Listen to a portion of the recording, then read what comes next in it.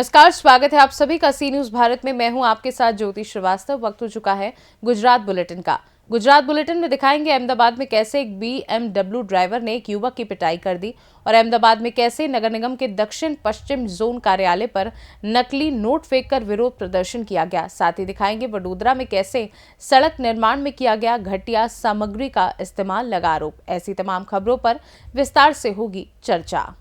अहमदाबाद शहर के सिंधु भवन के पास एक BMW ड्राइवर ने एक युवक की पिटाई कर दी। युवक ने बोगटदेव पुलिस स्टेशन में मारपीट की शिकायत दर्ज कराई है। बता दें कि बोगटदेव पुलिस ने एक शिकायत दर्ज कराई है जिसमें आरोप लगाया है कि एक BMW चालक ने अहमदाबाद के सिंधु भवन में टाइम्स स्क्वायर के पास एक युवक के साथ मारपीट की। अंकित बजाज नामक व्यक्ति ने एक अज्ञात चालक और मोक्ष नामक BMW कार चालक और एक अन्य लोग के खिलाफ शिकायत दर्ज कराई है। अंकित बजाज नामक व्यक्ति ने आरोप लगाया है कि कार चालक ने कथित तौर पर यह कहकर उसकी पिटाई की कि वो नशे में है। आरोप है कि कार चालक ने अपने दोस्तों को बुलाकर मारपीट शुरू की। आपका नाम और परिचय? मेरा नाम अंकित बजाज है। मैं एक सामान्य कॉमन मैन, एक बिजनेसमैन हूँ। आपके साथ क्या घटना घटी थी ट्रैफिक सिग्नल पे? कल रात को करीब 11:30 से 12 बजे ताज स्काईलाइन में हमें कुछ काम था। मैं मेरे फैमिली के साथ में ताज स्काईलाइन में एक मीटिंग के लिए गया था। ताज स्काईलाइन से बाहर निकले और एक टाइम स्क्वायर ग्रांड करके बिल्डिंग आती है, वो वाले चार रास्ता क्रॉस करते वक्त एक गाड़ी हमारे आगे से इतनी ज़बरदस्त स्पीड में निकली कि हमारा एक्सीडेंट होते होते बच गया। मैंने भी मेरी गाड़ी कंट्रोल की और सामने वाला फिर मेरी गाड़ी के आगे आके खड़ा हो गया और मुझे बोलने लगा भाई सिग्नल चालू है कि बंदे तने खबर नहीं, आपको पता नहीं चलता है। और बहुत ही गंदी तरीके से बात कर रहा था, गालियाँ भी बोल रहा था। और मुझे उसके ये स्टेटमेंट थे गुजराती में, उसने मुझे स्टेटमेंट कहा था कि तने खबर नहीं पड़ती आ सिंधु भवन रोड છે, અહીંયા નબીરાઓ પીધેલા ફરતા હોય છે, હું પણ પીધેલીમાં છું। ये बात सुन के मुझे इतना ज़्यादा गलत फील हुआ।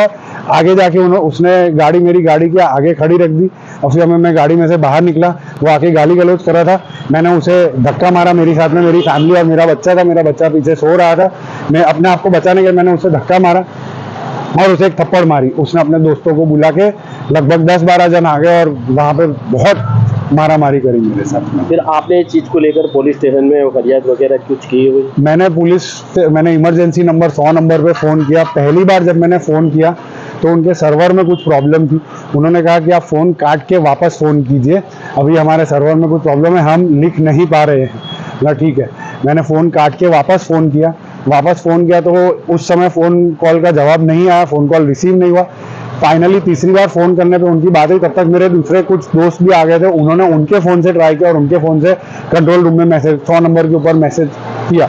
100 नंबर जब तक गाड़ी PCR पुलिस की गाड़ी आई तब तक वो सारे के सारे वहाँ से जा चुके थे। आपके पास कौन सी गाड़ी थी और सामने वालों के पास कौन सा व्हीकल था? मेरे पास में i10 नियोस गाड़ी थी और सामने वालों के पास में एक BMW जिसको उसने बुलाया था, जिसके साथ में प्रॉब्लम हुई, उसने जिसको बुलाया उसके पास में BMW थी।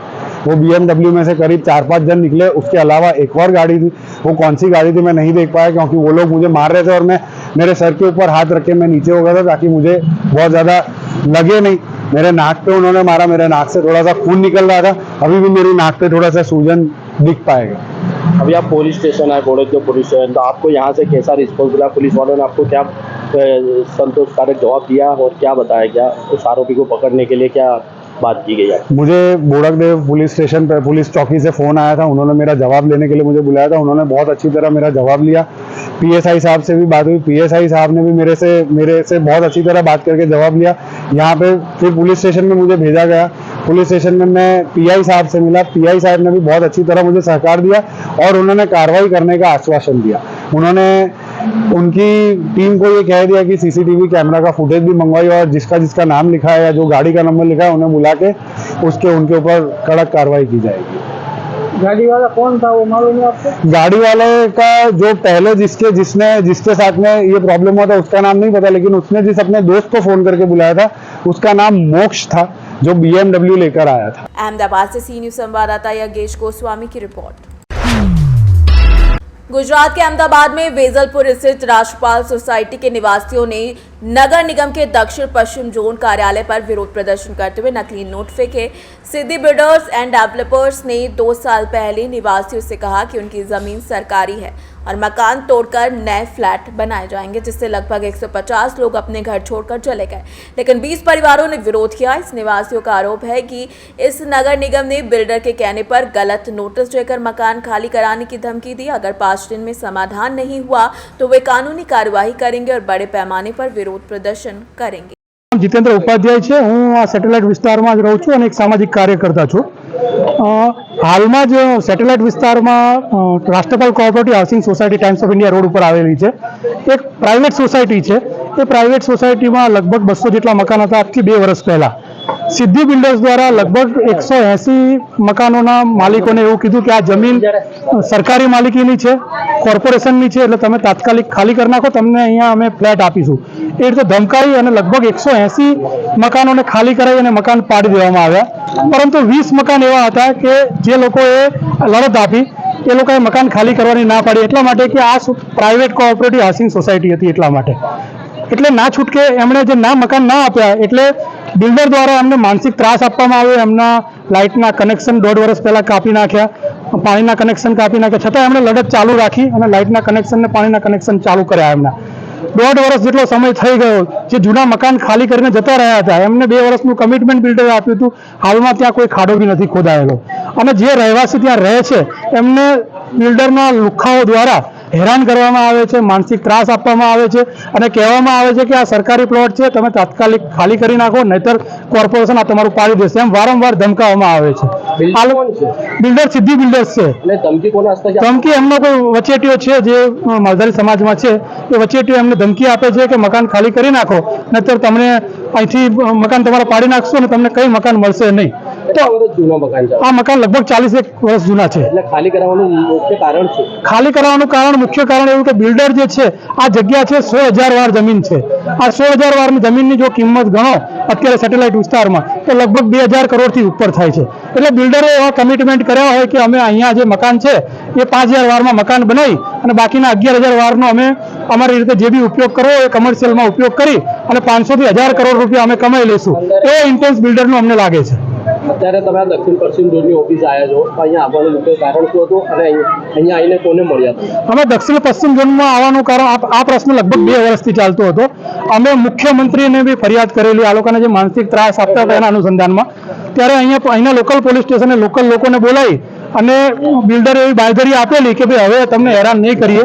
1.5 વર્ષથી કોર્પોરેશન ક્યાંય પિક્ચરમાં નહોતું, તો આજથી 10 દિવસ પહેલા કોર્પોરેશને એક નોટિસ ફટકારી છે. તમે આ નોટિસ જોઈ શકો છો. આ નોટિસની અંદર કોઈ આઉટવર્ડ નંબર મારેલો નથી, કોઈ સિક્કો નથી. લોકલ માણસ આવ્યો, ત્યાં લોકલ માણસ આવી અને સહી કરી અને આ નોટિસ આપી દીધી છે. બીજી વસ્તુ આની અંદર એવી છે કે આ નોટિસ જેને આપેલી છે એ ટેક્સ પેયર નથી, એટલે કે અહીંયા કોર્પોરેશનમાં એનું નામ બી બોલતું નથી એવા માણસોને નોટિસ આપેલી છે. એટલે બિલ્ડર એ જે નામ આપ્યા એ નામના માણસોને નોટિસ આપી દીધેલી છે કોર્પોરેશન. તમે આ નકલી નોટિસ ફટકારી છે તો તમે આની વિરુદ્ધ પોલીસ સ્ટેશનમાં ફરિયાદ કરી છે? હવે અત્યારે અધિકારીઓને તમે એવા સવાલ કર્યા કે તમે આની વિરુદ્ધ ફરિયાદ કરો જે કોઈ હોય? કોર્પોરેશનના અધિકારી એસ્ટેટ ઓફિસરને અત્યારે અમે મળ્યા એટલે એસ્ટેટ ઓફિસરનું કહેવું એવી છે કે આ નોટિસ અમારી જ છે. તો અમે એને કહ્યું સિક્કો કેમ નથી મારે, આઉટવર્ડ કેમ નથી મારે, તો એની જોડે કોઈ જવાબ છે નહીં આ બાબતનો. એ કોઈ વસ્તુ કહેવા માટે તૈયાર નથી. એ કે અમે તમે જવાબ આપો અને અમે એમને જવાબ બી આપીએ. મારું નામ કરણભાઈ વણજારા છે. હું ચંદ્રનગર રાષ્ટ્રપાલ કોઓપરેટિવ સોસાયટીનો મેમ્બર છું. હવે આમાં કેવું છે કે બે વર્ષ સ્કીમની 3 વર્ષની મુદત હતી, જે બિલ્ડર છે 18 મહિનાની મુદત આલી હતી. એમને લોકોને બિલ્ડરના લુખાઓ આવીને જેમને મ્યુનિસિપાલિટીને પ્લોટ કરીને ધામ ધમકી આલીને પાકા મકાનો, કોઈ કાચા મકાનો હતા નહીં, પાકા મકાનો એમને બનાવેલા હતા લગભગ 40-35 લાખના. એ તોડીને બચારા 5 રહ્યા જતા રહે છે. હવે 2 વર્ષથી અમે રહી છીએ, કારણ અમે તો લડત લડીએ છીએ. અમે મુખ્યમંત્રી સુધી લેટર લખાઈ દીધો છે ને આ સ્કીમમાં આજ સુધી અમારે 2 વર્ષથી કોઈ શાંતિ નથી. પહેલા અમને લાઈન ગટર કાપી નાખી હતી, લાઇટો કાપી નાખી હતી, હેરાનગતિ બહુ કરી. એ બિલ્ડરના લુખાઓ આવ્યા હતા. લાઇટ બી એમને જ કાપી, લાઇટ બી એમને જ અમને પૂછવા અમે કઈ ઝોન નારાયણપુરા ઝોનમાં મેં જતા તો કે લાઇટ તમારે એમને નહીં, તમે લાખ રૂપિયા મકાન થી ભરશે તો તમારે લાઇટ આવશે ને પૈસા ભરવા લાઇટ માટે તમે અમે પૂછવા ગયા, મારા મેમ્બર જેટલા રહ્યા ને એ પૂછવા ગયા તમારે કે લાઇટ જો જોતી હોય તો તમારે કે મકાન થી ₹1,00,000 જોશે. વચ્ચે માણસ કહેતા હતા. હવે પછી એ અમે સાહેબો જો અમને મળીને અમે મુદત લડીને લાઈટ અમે રાત્રે 8 વાગ્યા સુધી લાઈટ ચાલુ કરાવી. 3 મહિને લાઈટ આવી. 3 મહિને લાઈટ આવી. 3 મહિના સુધી અમે રહ્યા. મહિને લાઈટ વગર રહ્યા હતા અમે અંદર. પછી અમારે શું ગટરનો મુદ્દો, ગટરે અમને સોલ્યુશન કરાવ્યું. હવે બીજું પછી શાંતિથી 2 વર્ષ કાઢ્યા. 2 વર્ષ પછી આ 10 દાડા પછી નોટિસ આવી અમારે એએમસી ની. હવે એએમસી નોટિસ કયા કારણે આવી છે એ ખબર નથી, કારણ કે અમને તો કીધું છે કે એએમસી ને અમારે તો રાષ્ટ્રપાલ સોસાયટી પોતે માથે કે હાલેકીની જગ્યા છે. અમે પાવા બદલી ખરીદેલી જગ્યાએ અમે લગભગ 40-45 વર્ષ અહીંયા રહી. અમારો જન્મ અહીંયા જ છે સાહેબ. એ જગ્યા ઉપર જ અમારો જન્મ છે. અમારી માંગ તો એવું છે કે અમારે જે છે અમારે આવવાનું જાય છે બસ.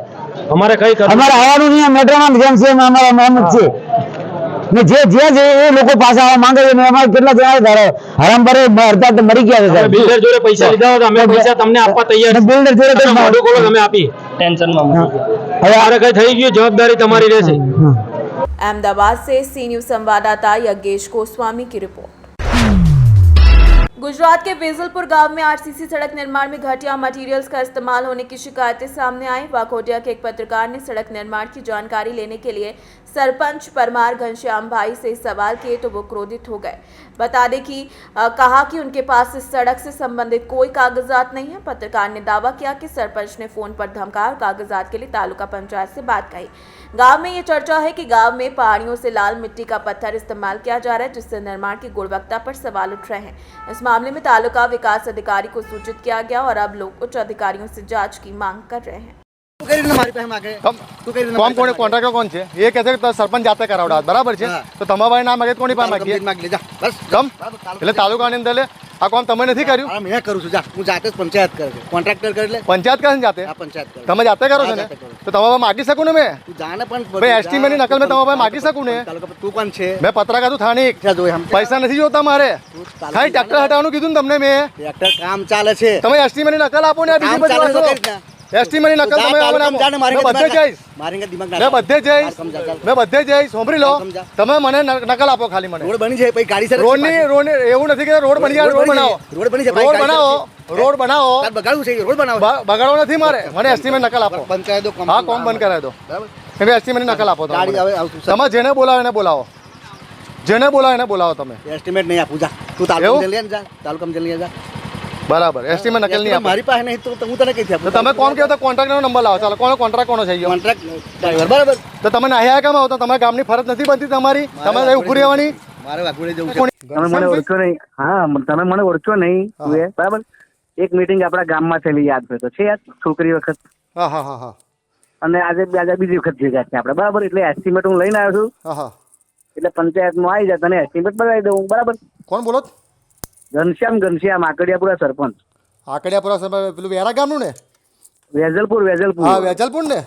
હા, મારે કઈ એસ્ટિમેટ નહીં જોતું. અમે ટીડીઓ પાસે અમને લેખિતને આપીએ છીએ, ટીડીઓ સાહેબને. અને તમે જે મટીરિયલ વાપર્યું છે ને મટીરિયલ ચાલે જ ના પહેલાં પહેલું તો બરાબર છે. મારે આવું નહીં ભાઈ, મારે નહીં આવું, મારે કોઈ જરૂર નથી. એ તો હવે સમાજ ચાલશે ને ઓટોમેટિક તમે આવશો મારી પાસે. હા ભાઈ, મારે નથી આવું મારે. હા બોલો. તમે એસ્ટિમેટ આપું તો એપાય પહેલી દાદાગીરી કરે તું મારી જોડે? હા, દાદાગીરી કહું છું. માપ મેં રહેજે, એમ તો સમજ બી નહીં પડે. માપ મેં રહેજે ભાઈ. હજુ કામ ચાલુ છે બરાબર. કામ ચાલુ છે એટલે એ માટી તું વાપરે જ ભાઈ. ત્યાં સરપંચ થઈને માટી તમે વાપરો છે. લુખાઈ માટી સાઈડ શોલ્ડરમાં પૂરવા આવ્યો છું માટી બરાબર. એટલે સાઈડ ને પૂરેલું છે, માટે લાવ્યો છું. એ સાઈડ માં પૂરેલું છે બરાબર. હા, સાઈડ માં પૂરવા લાવ્યો છું બેટા. એવું છે? હા એવું છે. હા હા રોમને હા મારો થોડી વાર, થોડી વાર હા મારો અમને. કશું વાંધો નહીં, કશું વાંધો નહીં. તમારું પાણી માપી લો, કેટલું પાણી તમારી અંદર. હા ભાઈ તું તું માપને તું આવીને તું નજર આવી. મેં તમારું પાણી માપી લો કેટલું છે અમને. હા મારો થોડીક વાર મને આપો. આ તમે જે ભાષા વાપરો છે ને, આ ભાષા વાળા તમને અઘરી પડી જશે અમને.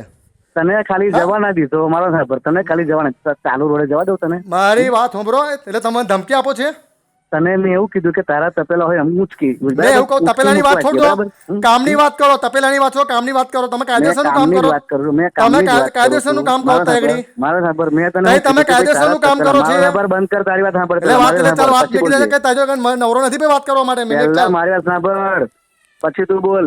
गुजरात से सीनियर संवाददाता हुसैन मंसूरी की रिपोर्ट। फिलहाल के लिए गुजरात बुलेटिन में बस इतना ही। देश दुनिया की बाकी खबरों को जानने के लिए आप देखते रहिए सी न्यूज़ भारत।